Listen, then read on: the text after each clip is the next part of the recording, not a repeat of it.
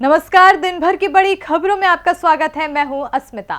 इस बुलेटिन में आज बात होगी असम और पश्चिम बंगाल विधानसभा चुनाव के पहले चरण के लिए थमे प्रचार अभियान की।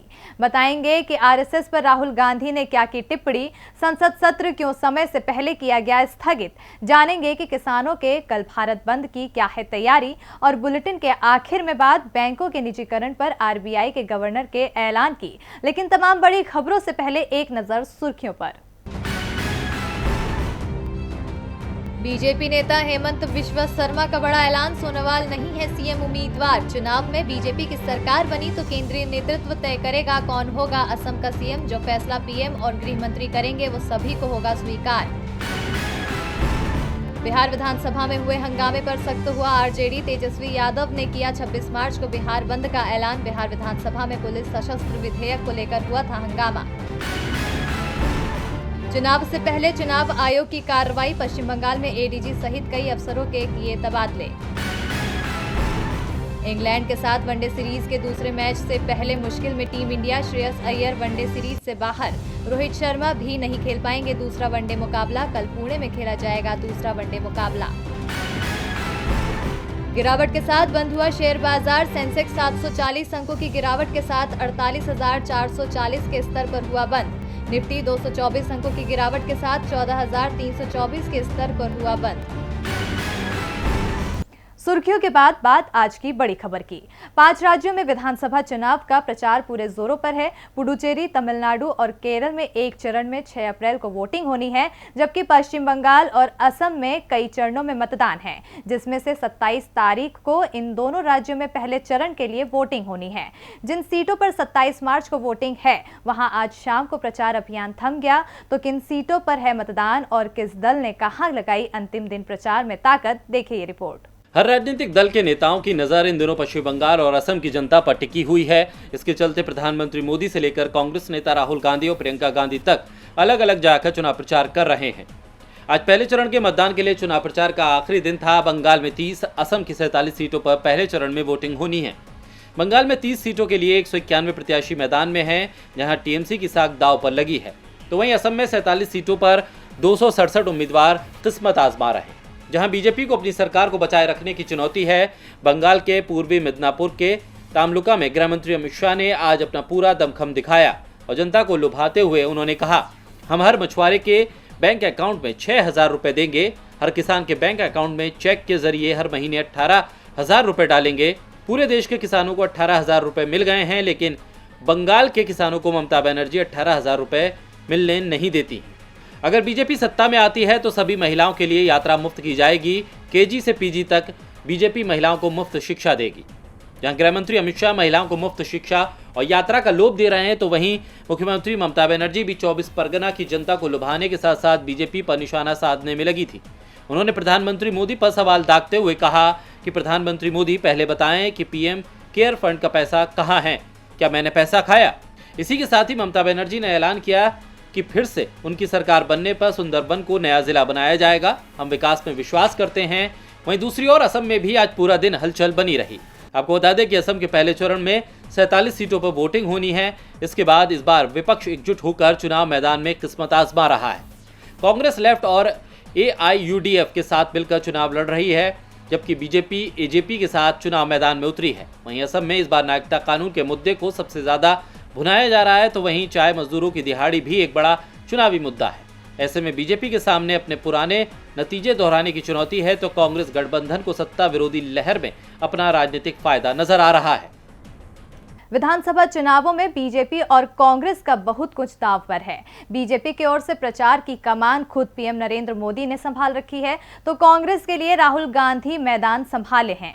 राहुल गांधी लगातार बीजेपी की नीतियों पर सवाल उठाते हैं। इसके साथ ही वे संघ की मानसिकता को भी उजागर करते हैं। आज राहुल गांधी ने आरएसएस को लेकर बड़ा बयान दिया है। क्या कहा है राहुल गांधी ने, देखिए ये रिपोर्ट। विधानसभा चुनाव के बीच राहुल गांधी के बयान ने सियासी पारे को चढ़ा दिया है। दरअसल राहुल गांधी ने आरएसएस को लेकर एक ट्वीट किया। वैसे तो राहुल समय समय पर संघ को घेरते आए हैं, लेकिन इस बार राहुल ने संघ की संरचना पर ही सवाल खड़े कर दिए। राहुल ने ट्वीट करके कहा, मेरा मानना है कि आरएसएस और संबंधित संगठन को संघ परिवार कहना सही नहीं। परिवार में महिलाएं होती हैं, बुजुर्गों के लिए सम्मान होता है, करुणा और स्नेह की भावना होती है, जो आरएसएस में नहीं है। मैं आरएसएस को परिवार नहीं कहूंगा।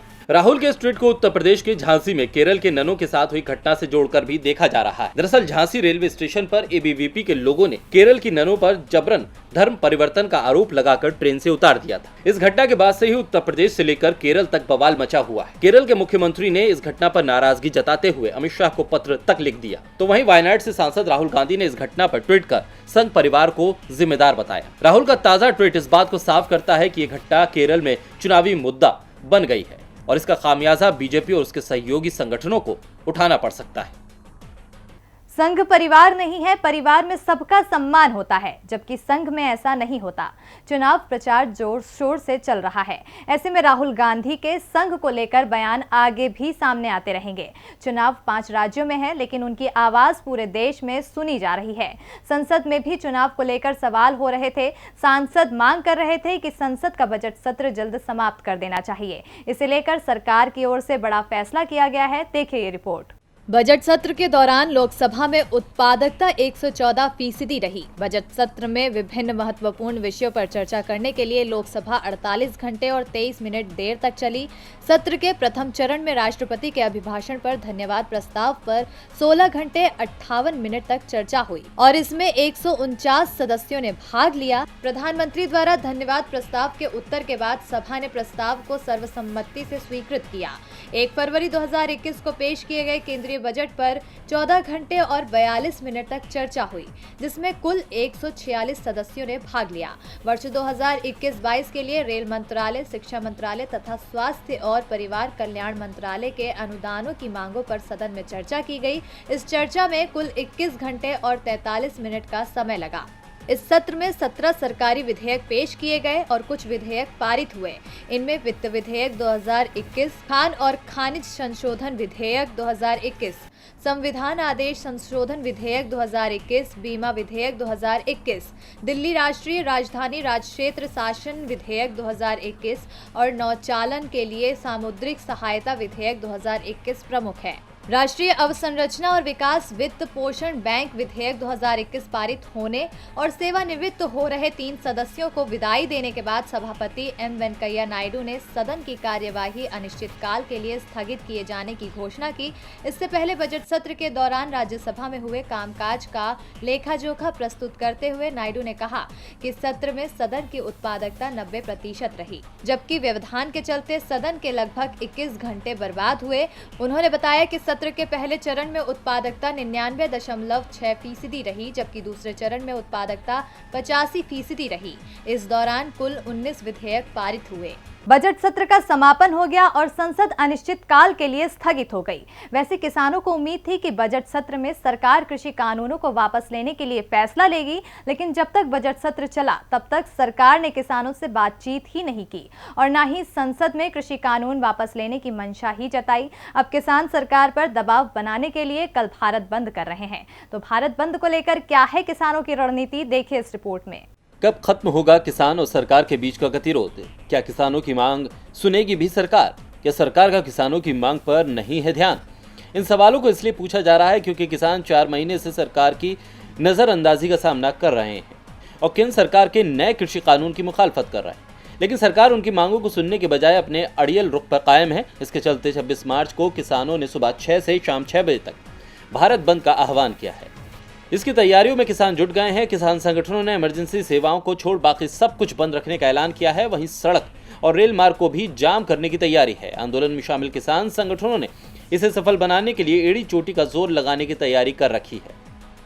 इसके लिए कई दिनों से मीटिंग का दौर भी चल रहा है, जिसके बाद ऐसी उम्मीद की जा रही है कि इस भारत बंद का सरकार पर काफी असर पड़ सकता है, क्योंकि संयुक्त मोर्चे की ओर से भारत बंद 5 राज्यों के लिए मतदान प्रक्रिया शुरू होने से ठीक 1 दिन पहले किया जा रहा है।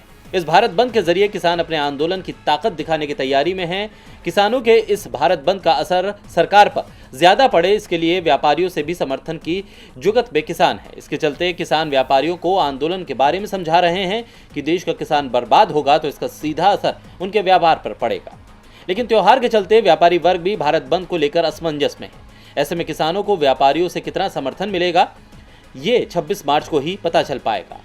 हाँ, लेकिन किसान बस यहाँ तक नहीं थकने वाले, क्योंकि किसानों ने इसके साथ ही भारत बंद के बाद 28 मार्च को होलिका दहन में किसानों ने कृषि कानूनों की प्रति जलाने का भी ऐलान किया है। आपको बता दें कि टिकरी बॉर्डर पर एक जगह होली मनाई गई है। यहाँ पर बसंत पंचमी के दिन होली का डांडा गाड़ दिया गया था। ऐसे में संभावना जताई जा रही है कि गाँव से यहाँ महिलाएं होली पूजन के लिए आ सकती हैं। अब ऐसे में सरकार पर इन सब का कितना दबाव पड़ेगा और क्या इससे चुनावी राज्यों पर भी सरकार को परेशानी का सामना करना पड़ सकता है, ये तो आने वाला समय ही बताएगा। किसानों ने सरकार को मुश्किल में डाल रखा है। मुश्किल में सिर्फ केंद्र सरकार ही नहीं है, महाराष्ट्र सरकार भी मुश्किल में दिख रही है। लेकिन महाराष्ट्र सरकार की मुश्किल अलग है। वो मुंबई के पूर्व पुलिस कमिश्नर के खत के चलते मुश्किल में फंसी है, लेकिन अब बाजी पलटती दिख रही है। देखिए रिपोर्ट। महाराष्ट्र में जब से उद्धव सरकार बनी है तब से बीजेपी साम दाम दंड भेद लगाकर सत्ता को हथियाने में जुटी है। कभी वो ऑपरेशन लोटस चलाने की फिराक में रहती है तो कभी आरोपों को हवा देकर सरकार को गिराने की कोशिश करती है। अब जैसे ही गृह मंत्री अनिल देशमुख पर लगे आरोपों का मुद्दा उछला, वैसे ही बीजेपी मौके को लपक कर उद्धव सरकार के खिलाफ मोर्चा खोल दिया। यहां तक कि सरकार को गिराने की बात तक कहने लगी। लेकिन इन आरोपों की हवा गृह मंत्री अनिल देशमुख ने निकाल दी है और बीजेपी के अरमानों पर पानी भी फेरा है। उन्होंने कहा कि अगर मुख्यमंत्री उद्धव ठाकरे मुंबई पुलिस के पूर्व आयुक्त परमवीर सिंह के जरिए उनके खिलाफ लगाए आरोपों पर किसी भी जांच का आदेश देते हैं तो वह इसका खुलकर स्वागत करेंगे। देशमुख ने ट्वीट किया है कि मैंने माननीय मुख्यमंत्री से मेरे खिलाफ परमवीर सिंह के आरोपों की जांच कराने का आदेश देने की मांग की है ताकि स्थिति साफ हो। अगर माननीय मुख्यमंत्री जांच का आदेश देते हैं तो मैं इसका स्वागत करूंगा। सत्यमेव जयते।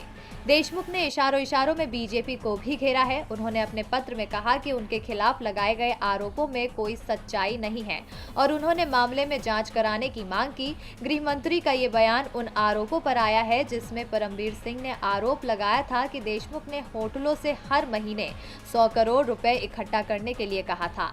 इस आरोप को लेकर बीजेपी लगातार उद्धव सरकार को घेर रही है, साथ ही उनसे त्यागपत्र भी मांग रही है। लेकिन उन्होंने जांच की बात कहकर बीजेपी को बड़ा धक्का दिया है। अनिल देशमुख की मांग के बाद लगता है कि सरकार को राहत मिल जाए। वैसे विपक्ष शांत होगा ये कहना मुश्किल है। महाराष्ट्र में इस मामले का हंगामा अभी कुछ दिन और चल सकता है। महाराष्ट्र में परमवीर की चिट्ठी से हंगामा मचा हुआ है तो दिल्ली में हंगामा मचा है संसद में पास हुए उस बिल को लेकर जिसमें सीएम से ज्यादा ताकत एलजी को दे दी गई है। इसे लेकर दिल्ली की आप सरकार ने भी अपनी रणनीति तैयार कर ली है। तो क्या है आपकी रणनीति, देखिए इस रिपोर्ट में। एक बार फिर दिल्ली सरकार और केंद्र सरकार आमने सामने है।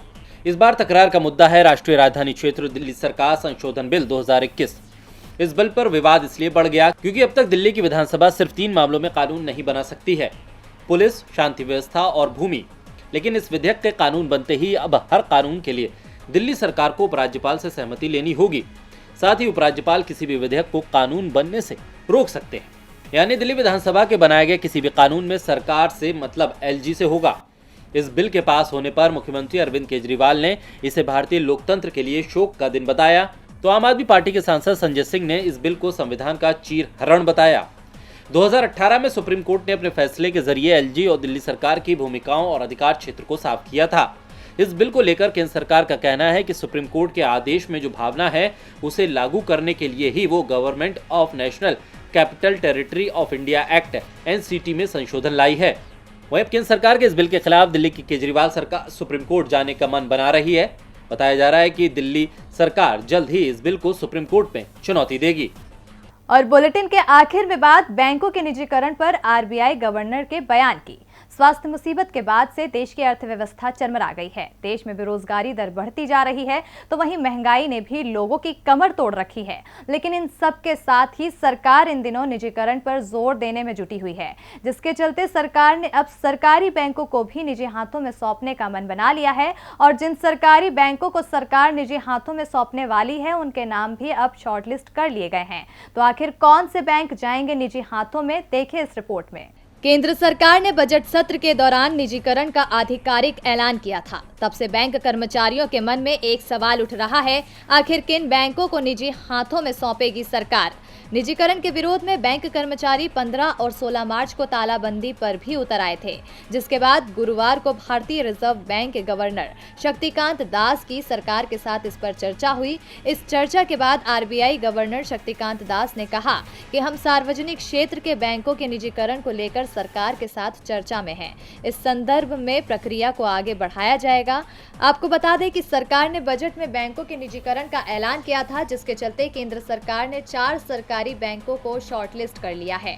इनमें से 2 बैंकों का निजीकरण अगले कारोबारी साल में करने की तैयारी है। इसी के मद्देनजर निजीकरण की लिस्ट में bank of Maharashtra, Indian overseas bank, bank of India, central bank के नाम की चर्चा है। हालांकि अभी तक निजीकरण के लिए किसी भी बैंक का अंतिम चयन नहीं किया गया है। बता दें कि स्वास्थ्य मुसीबत के बाद से देश जिन हालातों से गुजर रहा है, उससे निपटने के लिए सरकार एक के बाद एक सरकारी कंपनियों को निजी हाथों में सौंपने की योजना पर तेजी से काम कर रही है।